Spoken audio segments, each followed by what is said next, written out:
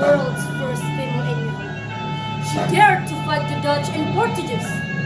Yes, she was the bravest female admiral in the world. Assalamualaikum.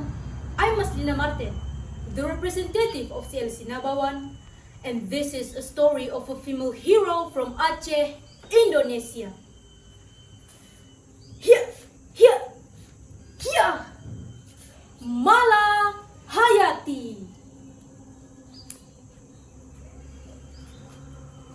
A long time ago, in 1550, Malahayati, also known as Malahayati, was born in Aceh Besar. She was a descendant of a noble family, where her father, Mahmud Shah, and grandfather, Muhammad Said Shah, were admirals of the navy of the Aceh Sultanate. When she was little, her father always took her around the port. Malahayati always enjoyed seeing all the ships that anchored around the port. Even though she was a woman, Malahayati had the desire to become a sailor and dreamed of becoming an admiral, like her father and grandfather.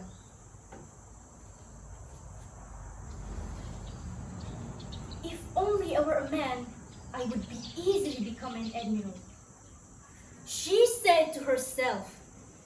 As the day passed by, Malahayati's love for the sea in Indonesia was getting stronger. When she grew up, her father gave her the freedom to go to school wherever she wanted. She chose to enter the Aceh Sultanate Armed Forces Academy, Mahat Baitul Maqdis. The academy consists of the army and the navy, where the instructors were officers from the Turkish Ottoman Sultanate. If most women like to dress up, Malahayati preferred to spend her time practicing agility. In result, she was the best graduate of the academy.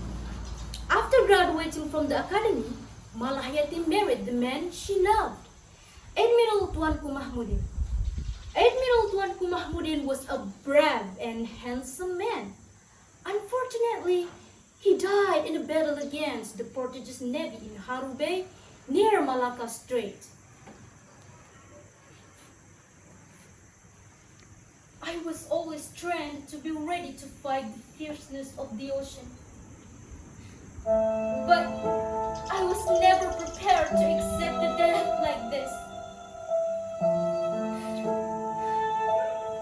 This land has lost its man, moaned Malahayati. Being said to know the news of her husband's death, Malahayati promised to seek revenge and continue her husband's struggle. So, she asked the Sultan of Aceh, Sultan al-Mukamil, to form a fleet of warships consisting of women who had lost their husbands at war, a squad of widowed women. After being approved by the Sultan, Malahayati's fleet was given the name Inong Bale. In Acehese, Inong means woman, while Bale means widow. Even though it sounds funny, the troops led by Malahayati were not playing around. The number of her troops was approximately 2,000 personnel. Plus, she also commanded at least 100 warships of the Aceh Sultanate. Not only that, Malahayati also built a fort overlooking the sea, complete with heavy cannons ready for battle. She really hated the presence of the Dutch and Portuguese. She would also continue to fight against colonialism until the end of her life. Hey Portuguese! Be gone! Aceh is our land, not yours. You have no rights to our territory, she shouted. Malahayati fought several battles together with the navy of the Aceh Sultanate, not only in the Malacca Strait, but also in the east coast of Sumatra and Malaya. A historic moment occurred in September 1599, at which time Malahayati and Inong Bale troops fought against Dutch ships who seek for spices. The Sultan didn't like the way the Dutch wanted to control the natural resources in Aceh. So, he ordered Admiral Malahayati to expel the ships. A battle at sea was inevitable. Inang Bal's troops succeeded in destroying the Dutch war fleet. Many of the Dutch sailormen died. Furthermore, in one-on-one duel on the enemy ship, Malahayati faced Cornelis de Houtman, the leader. Here,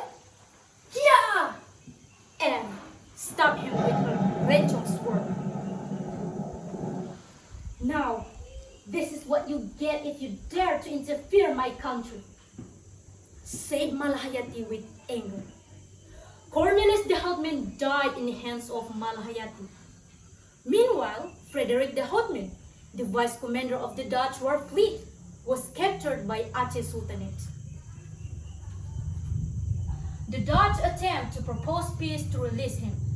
In this case, Malahayati showed that she was not only smart on the battlefield, but also in negotiating. As a result, the Dutch had to pay compensation to Aceh Sultanate for the release of Frederick. Malahayati's struggle against the colonialists continued until it finally stopped in 1615.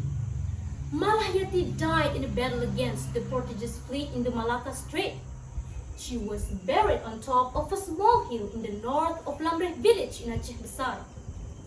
Thanks to her bravery and tenacity in fighting the invaders, on November 6, 2017, the President of the Republic of Indonesia, Joko Widodo, awarded her the title of National Hero.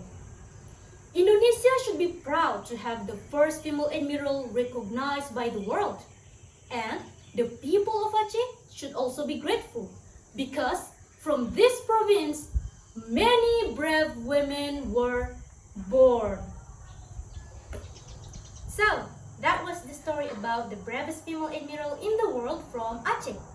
As a female, we have to be brave and always fight until the end, especially for our dreams and our country, just like Malahayati. Thank you for your time and see you!